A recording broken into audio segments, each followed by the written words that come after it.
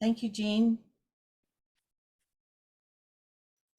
It is now my pleasure to welcome our speaker for this evening, Bonnie Crozier. Hello, everybody. So good to see you again this week. I have a really interesting story I want to share with you tonight. It's called Two Cats Facing Each Other on the Path, and it was written by Ramez Sassan.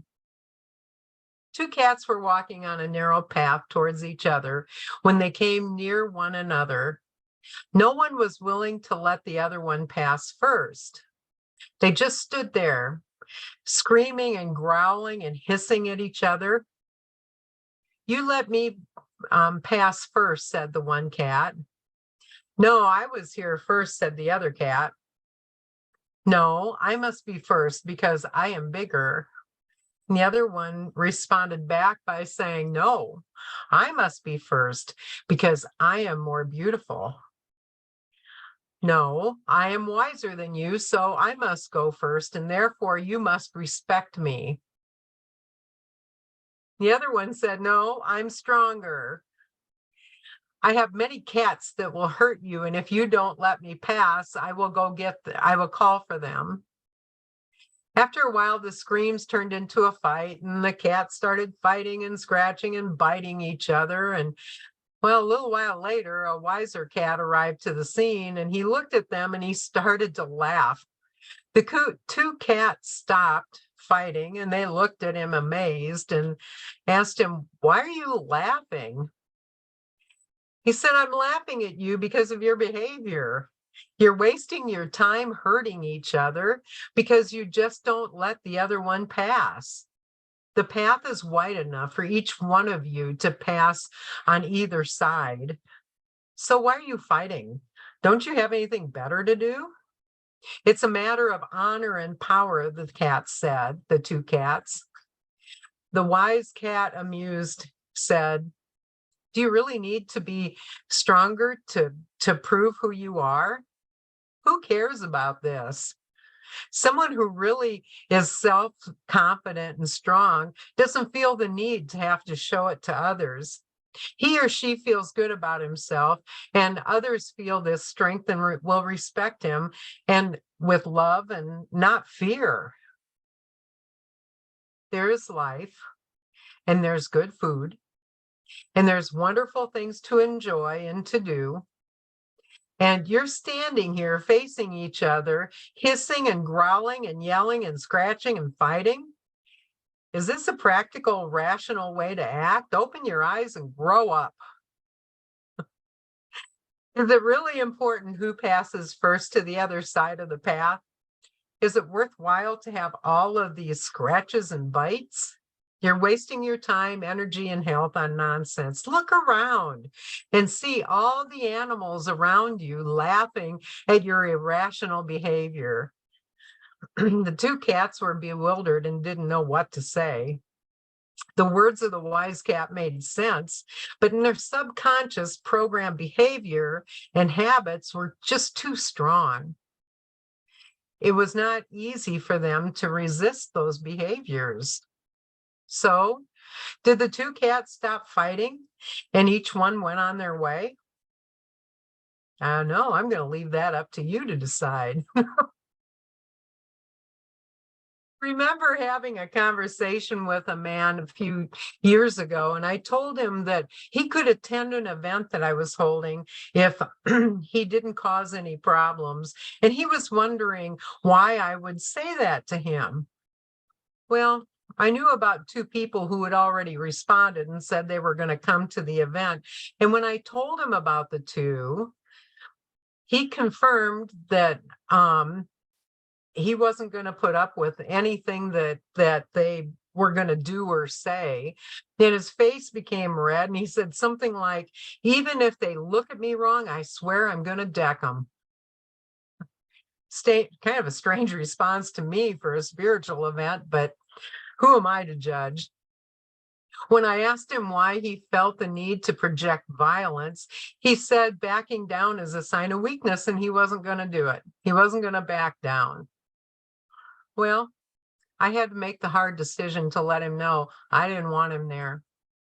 If violence was the only way for him to be the victor in this case, in his mind, I didn't want that energy there. And I talked to the other two previously and told them that this individual could possibly show up. And their response was, all right, if he comes, he comes. We'll just avoid him. So who was really the victor and who was really the strong individual there? So what would you have done if you were in my shoes? Do you know anyone who felt that they had to have the last word and that they had to have their own way? The one that needs to feel like they're always right. And, how does this make you feel?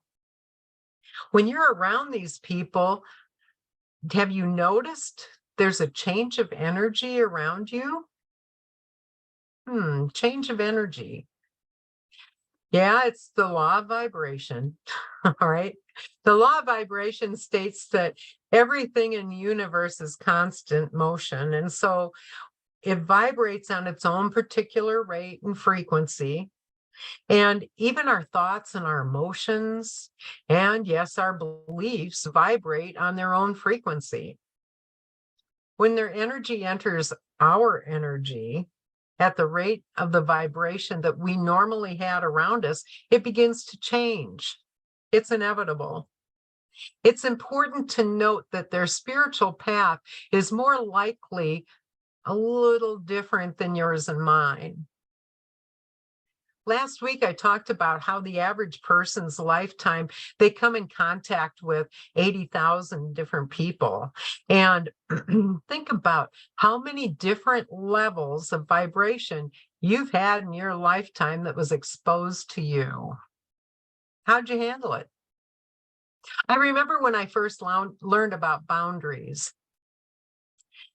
It was important to respect our own boundaries, and it seemed about especially 15, maybe 15-ish years ago, this seemed to be the latest priority in self-care. We had to set boundaries. And I remember some people talking about boundaries, but not really understanding what it meant. According to the University of California, Berkeley, personal boundaries are the limits and the rules that we set for ourselves within relationships. And a person with healthy boundaries can say no to others when they want to, but they're also comfortable opening themselves up to close relationships. A person who always keeps others at a distance, whether emotionally, physically, or otherwise, is said to have had rigid boundaries. Alternately, someone who tends to be or to get too involved with others, well, they've been labeled as porous boundaries. So in short, boundaries are the lines that we put around ourselves in order to remain emotionally, physically, and yes, even spiritually healthy. So when walking with someone on your spiritual path, sometimes there are times when you either back off or you walk a little faster. So let's look at the part of the story where this maybe would have been a benefit to both of those cats. Two cats were walking on a narrow path towards each other. When they came near to each other, no one was willing to let the other one pass first, right? So while they were comparing who they were and who they thought the other should have to know, they forgot about or a couple of things. Now, if the beautiful one was really beautiful, wouldn't it have been maybe to that person or to that cat's benefit to say, hi, I just want to know, is there any danger ahead? Because someone who thinks they're beautiful probably wants to know how they can keep their beauty, right? So apparently that cat wasn't very beautiful. The one that was strong would have maybe said, if it was in the right frame of mind, there's danger ahead. Let me walk with you so that you can stay protected, because there is strength in numbers. Well, obviously, they weren't looking at the end result and what could have been a benefit to each other. And obviously, the wiser one wasn't as wise as they thought when they were bickering back and forth.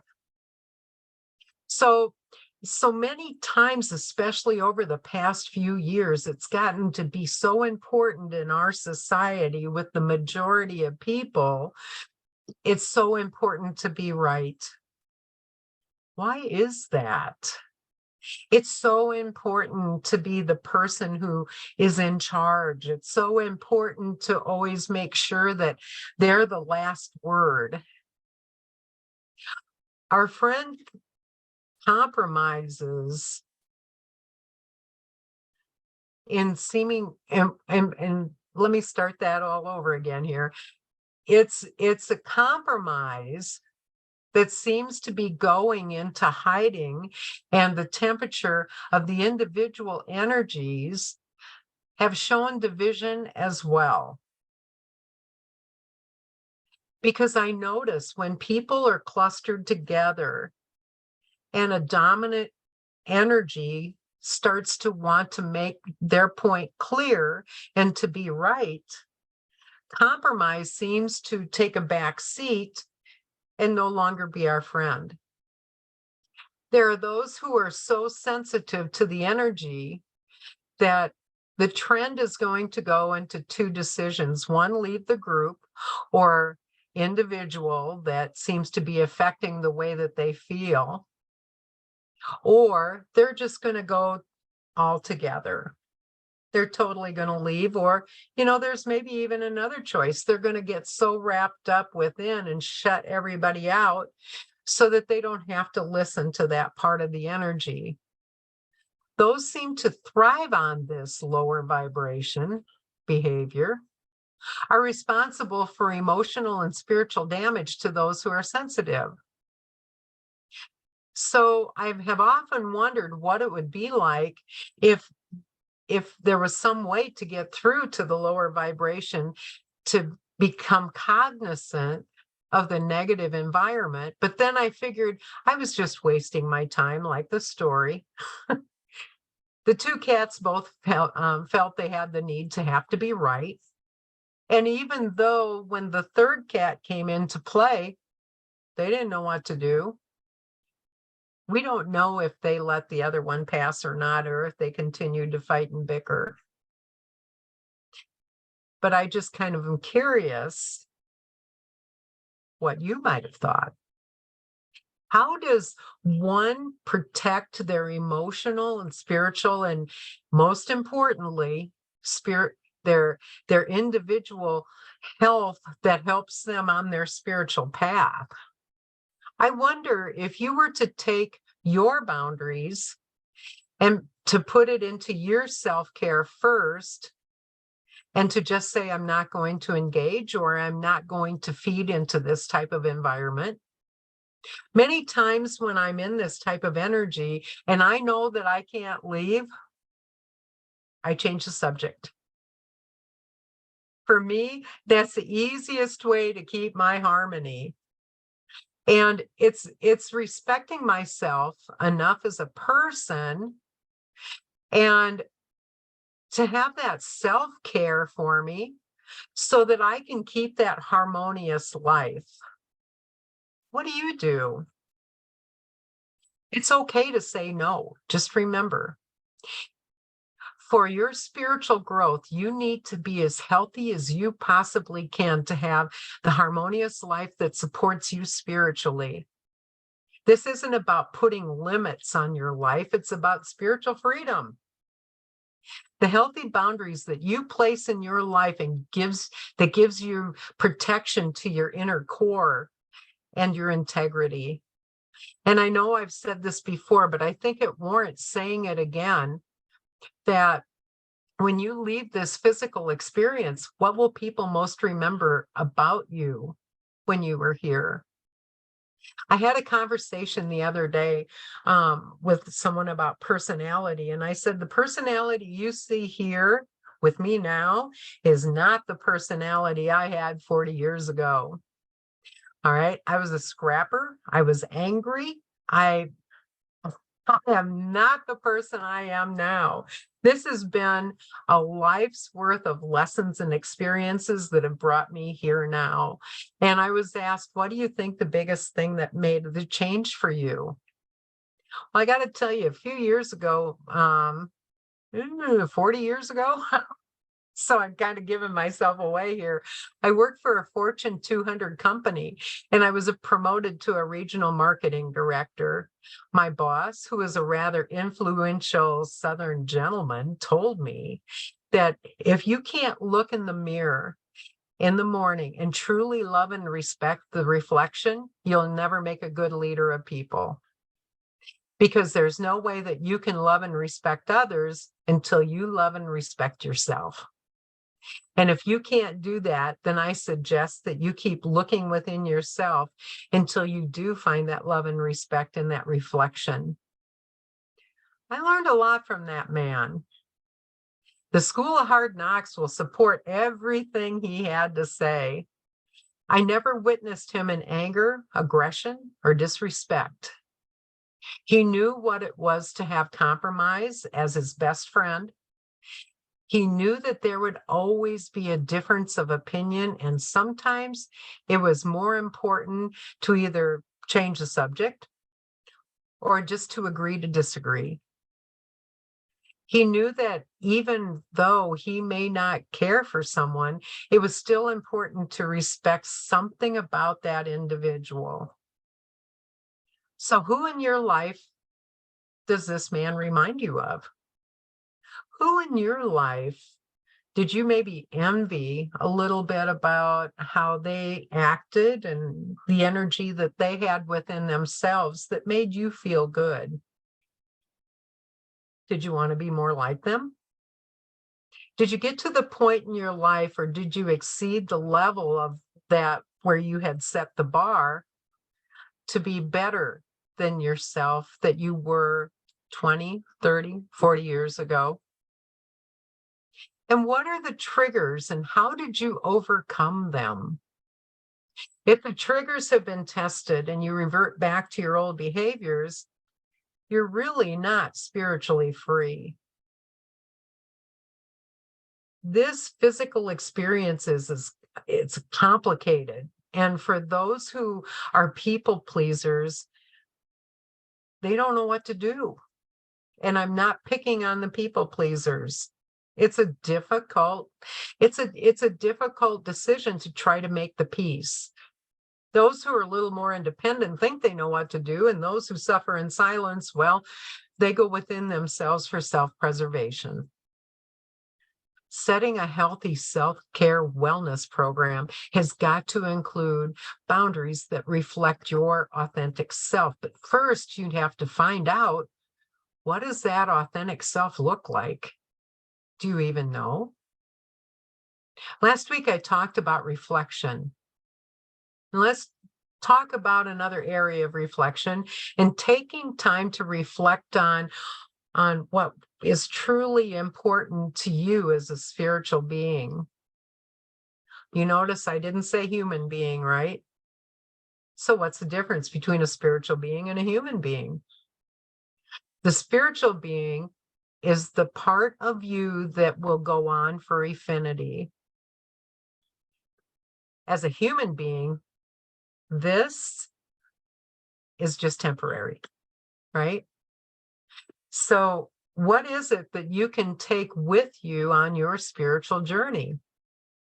Just a picture of spiritual practice that supports your inner peace. What is it that's in your world that supports your inner peace? Some say meditation, some say prayer, being one with nature. There's all kinds of different things. So whatever you decide, shouldn't that be a priority in your life?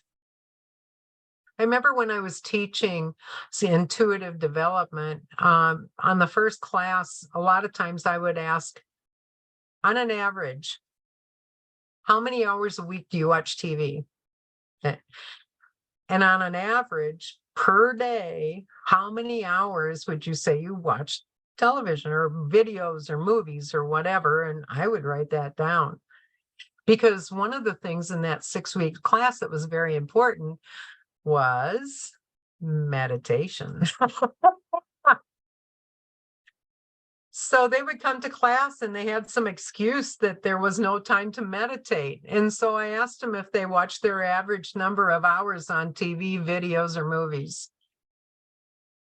Yet many of these people didn't understand that the most important part of this experience is supporting that spiritual help that you need in order to make things work.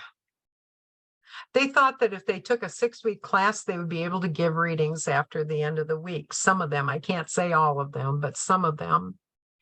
So which is going to support their spiritual lives? I hope nobody says TV. We all have so much untapped stuff about us that we don't even know. And it may be that each and every one of us will not have the same personality today as we will a year ago or a year from now. If you start to decide what it is that will bring you to a state of consciousness that you have thought you could never achieve, what is it? Where is that you want in your spiritual path and your journey to enlightenment? It's not easy. If it was easy, we'd all be so enlightened that we wouldn't have violence or wars or anything else. And it's not going to happen overnight. It can be frustrating, I agree, especially when others try to mess with our harmony. But will you rise above and take those challenges, or are you going to play in the energy? Daring to set boundaries is having the courage of love within ourselves, even when we risk disappointing others. And I've not heard of this person, but it was stated by Brene Brown, who's a researcher, author, and motivational speaker. But I thought it was such a good quote. It's not easy telling people no. They don't like that. And if you're a people pleaser, this can be especially difficult. So in order for you to be the best spiritual being that you can be, it's okay to disappoint people sometimes. And just know that you are not responsible for another person's actions or feelings. And no is a complete sentence. There was someone who wrote, it's called A Love Letter to Me, and her name was Mina. That's all I have. But I just want to read you this love letter. Dear me, you are the way you are. You're perfect. You with your little struggles to bear, with all the strength you can carry so desperately around, finding a way to use it in your everyday life. You with all your words stuck in your throat that you were so scared to say out loud, so you write them down. You with your smart mouth trying to make this world a better place. You who has already realized that that you must better yourself before you can better others. And you who are just perfect in your own way. And yes, times were tough back then, but you were tougher. You mastered to overcome your biggest fear, and the fear to stand for what you want and love yourself entirely. And even though your love was so improved and so much over these past few years, you must learn a lot. You will have to endure a lot of pain to gain a lot of strength. Self-love is a lifetime process. My wonderful, beautiful love. You carry mountains on your back and universes in your mind. And every single day you wake up and you're a better version of yourself. Whatever you wish to do, do it. This is your life, and you have to hold the upper hand in it. You have to be your own master. Yes. Let life be taught by others. Watch them, but never become someone else while observing. God did his best in making you special and unique. Do not destroy this work of art in intimidating. Learn, observe, and master. Once you can rely on yourself, you are ready to change the world. The world is waiting for you to make a place in it, and it deserves to be you there. A good place, a place with no fear, no terror, a place where people can feel secure and loved. Make this not only a vision of reality, do your best, and whatever you reached, and by the end of the day, you did your best. You were great. You could not have done any better. I am so proud of you and I love you. To the dearest, most beautiful person on this planet, me. So here's your challenge for the week. And then I'll be quiet. Take a little time to reflect and write a love letter to yourself. You are you, and your soul has so much to say. And as you go forward this week, it's my prayer that you love the most important person of your life, you. And thank you for allowing me to serve.